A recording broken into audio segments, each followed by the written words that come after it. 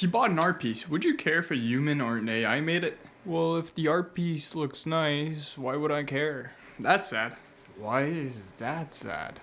Because you don't care about the value it brings you? Because you're just materialistic? I don't even know who made it for it to have value in my room. Okay, let's try this. Hey bro, I love you. Oh boy, what are you doing? See, if it was your wife saying you that, it will mean a lot more to you.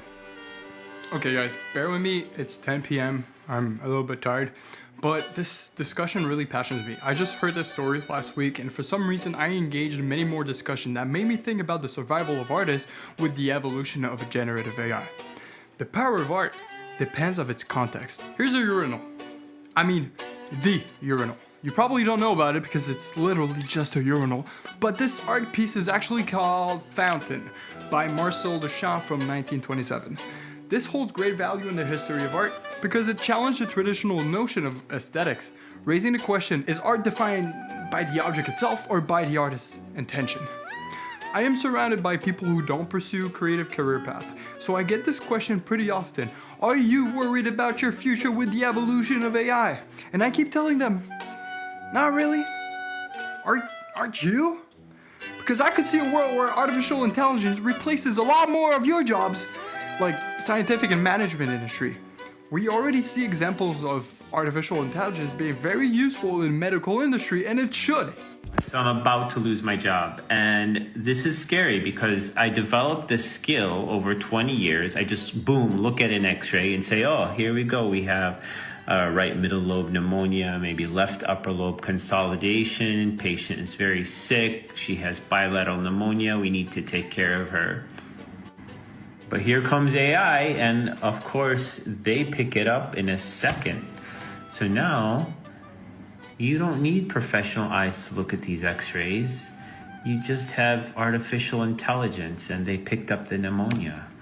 So I'm going to be applying to McDonald's soon. I hope they have some openings. With less human mistakes, we could save more lives. But mistakes is way more acceptable than art.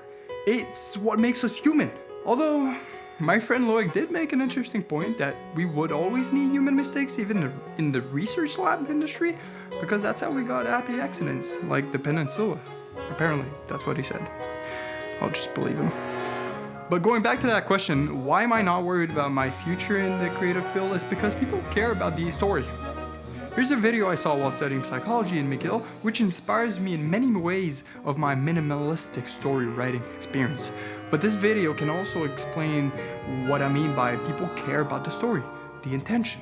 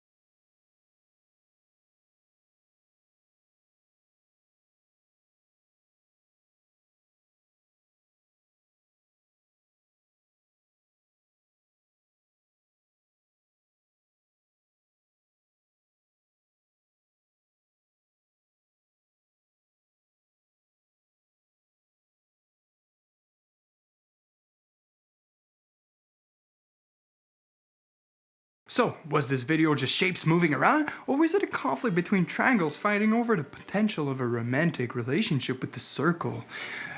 This animation was created by Fritz Heider and Marianne Semmel in 1944.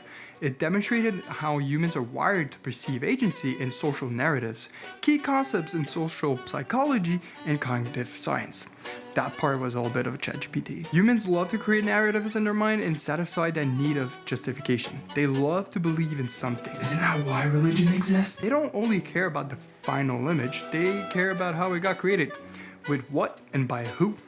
They care about the personality behind it. That's why I created this channel, for authenticity. Funny enough, I got the idea to make this video due to this presentation I saw on Niels Blevin's website today. He talked about the importance of authenticity in art. Like he says, in today's age, we're exposed to hundreds of images per day, lots of it filled with AI noise, or what politicians and news call it AI slop.